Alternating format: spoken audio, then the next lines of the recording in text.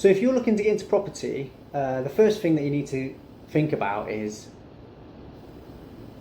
what kind of strategy do you want to go for? Now, different strategies will produce different types of income. So some training courses may say, get into deal sourcing, go out there, network, meet people, find the deals, package them up, and then sell them to investors. Now, that works. Obviously, if you master that strategy, then that's a good way to get into property with relatively, well, you can do that with no cash in the bank at all. But if your most important thing is to get cash flow every month, then going out and doing a deal sourcing strategy may not be the way to do it, because that is very, very much a hand-to-mouth strategy. Unless you can build up a massive pipeline of deals that are back-to-back, that are going to be dropping into your bank every month, it's going to be, payments one-off here and there.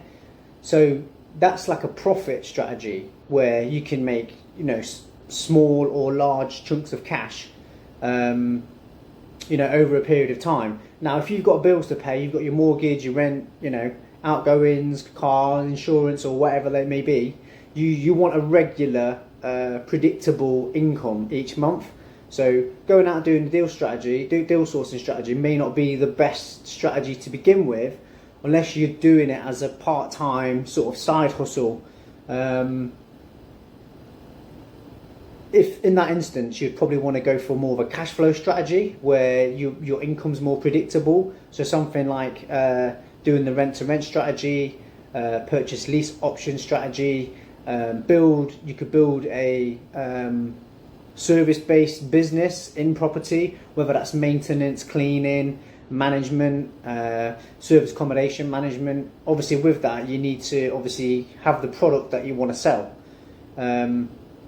That sort of strategy is very, very much predictable, because say for instance you're managing 100 houses, provided that you can keep those properties full and the tenants are in there and they're paying their rent every month, and you're taking a monthly management fee on that, you can basically predict what kind of income you're going to be getting each month. And it's not a passive income, because obviously there's work to be done with that, but it's a safer strategy to get your cash flow in. So each month, when the tenants pay their rent, you can take your management fee off there. Whether it's a cleaning business, if you're cleaning HMOs on a monthly, weekly, fortnightly basis, it's very predictable. So that's the first thing to consider. Before you get into property, think about what it is that you want. Do you want chunks of cash, which is going to be very much hand to mouth? If you can't find the deal, then you're not going to get paid. Or do you want to go for, is cash flow more important to begin with? You want a predictable income each month, so you can cover your expenses, your bills, and then once you get your cash flow sorted, that's when you can then start dropping into doing your deal sourcing, buying, flipping, selling properties. So that's something to think about, and I encourage you figure out where you are in your journey. If you've got a really good income coming in at the minute and it's just a side hustle, then maybe doing the deal packaging strategy, deal sourcing strategy might be a better option for you. If you are, struggling for cash and you need predictable income, then going down the sort of service-based route, management route, rent-to-rent strategy, it's a bit more predictable.